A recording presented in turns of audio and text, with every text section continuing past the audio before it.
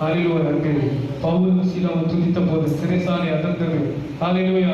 எப்படி அதிர்ச்சி? அவங்க இரவும் பகலும் துதிச்சாங்க. என் தேவன் மட்டும்தான் எனக்கு உண்டு, உதவி செய்ய யாராலையும் முடியாது, அவர் மாத்திரம்தான் உதவி செய்ய முடியும். ஹalleluya.